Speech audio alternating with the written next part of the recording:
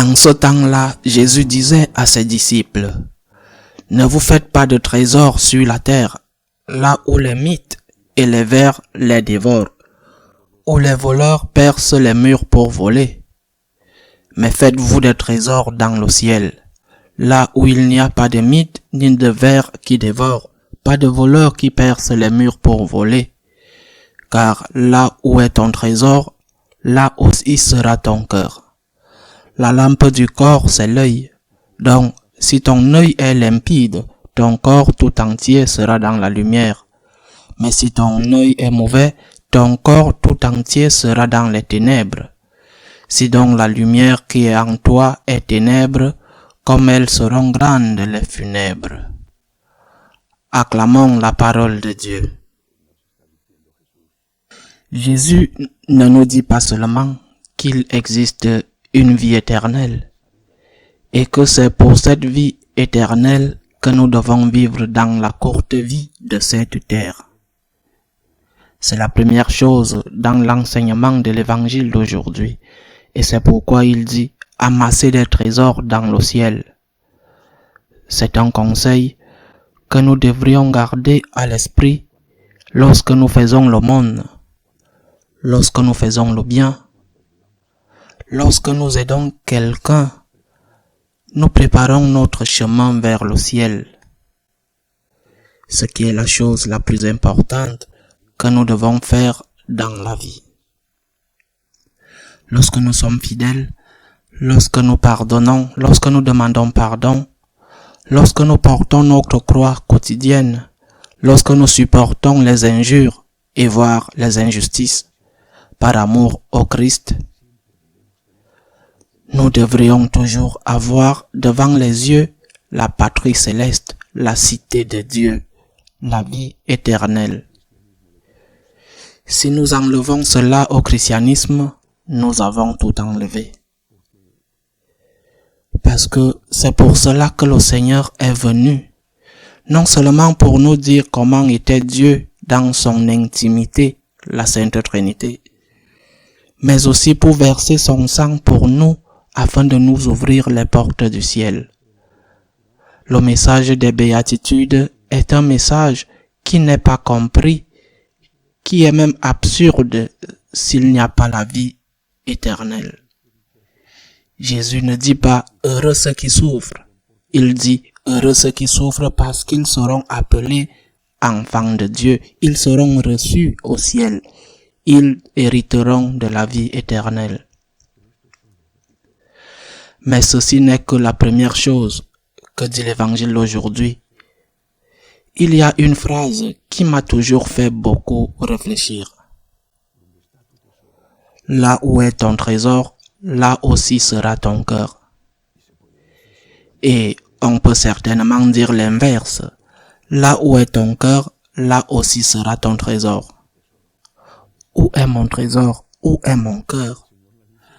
Le Seigneur le dit dans le contexte de ne pas mettre notre cœur dans la première chose dans notre vie, dans nos intentions, dans nos affections, dans nos intérêts, de ne pas le mettre dans l'argent, mais pas seulement dans l'argent. Il ne s'agit pas seulement de ne pas mettre, il s'agit de mettre. Il s'agit pas seulement de ce qu'il ne faut pas faire, il s'agit de ce qu'il faut faire. Il y a des années, on m'a raconté une histoire pour me faire comprendre comment progresser vers la sainteté. On m'a dit, écoute, pour retirer l'air d'un récipient, pour faire le vide à l'intérieur, il y a une procédure physique compliquée, coûteuse. Et il y a une procédure très simple. Tu remplis ce verre, ce récipient avec de l'eau. Tu le remplis d'eau et il n'y a plus d'air. Bien sûr, ce n'est pas la même chose de faire le vide que de le remplir d'eau, mais pour évacuer l'air, il faut le remplir d'eau. C'est-à-dire, ne pas avoir l'argent comme première chose dans ton cœur, mais que dois-tu avoir? Remplis ton cœur d'eau. Remplis ton cœur de Dieu. Et c'est la chose la plus importante, du moins pour moi. La chose la plus importante que je veux prêcher et que je prêche tous les jours, remplis ton cœur de Dieu. C'est pourquoi la spiritualité de la gratitude, remplis ton cœur de Dieu. Rends-toi compte de son amour et remplis ton cœur d'amour pour l'amour. Quand ton cœur est rempli de Dieu, quand il est celui qui compte le plus dans ta vie, je ne dis pas le seul qui compte, tu dois aimer ta famille, tes amis, ton pays, tu dois être préoccupé par l'argent, par ton travail, mais c'est Dieu qui compte le plus. Remplis ton cœur de Dieu et le reste s'en ira. Parce que lorsque ton corps est rempli de Dieu, tout a une place relative. Rien n'est plus important que lui. Lorsque ton cœur est rempli de Dieu, le verre a été vidé de son air. Tout ce qui préoccupe, obsessionne les autres, t'affecte aussi moralement. Tu n'es pas fait de pierre, tu dois dormir dans une maison, tu dois payer un loyer ou une hypothèque, tu dois manger, tu dois t'habiller, tu dois t'inquiéter pour tes proches, mais ton cœur est rempli de Dieu. Et au milieu des turbulences de la vie, des peurs, des inquiétudes, de l'incertitude de ne pas savoir parfois ce qui se passera demain, au milieu de tout cela, comme ton cœur est plein de Dieu, tu sens cette voix de Jésus en toi qui te dit « Fais confiance ». Avoir confiance, ce n'est pas cesser de lutter, de faire des efforts.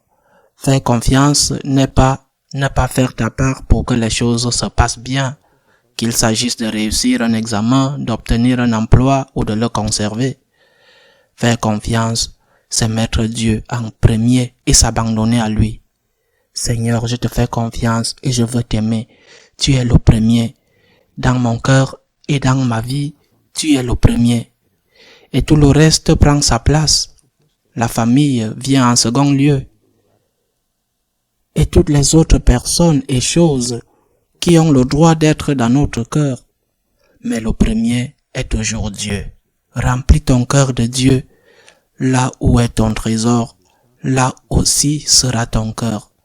Là où est ton cœur, là aussi sera ton trésor. Remplis ton cœur de Dieu. De l'amour pour l'amour, avec gratitude.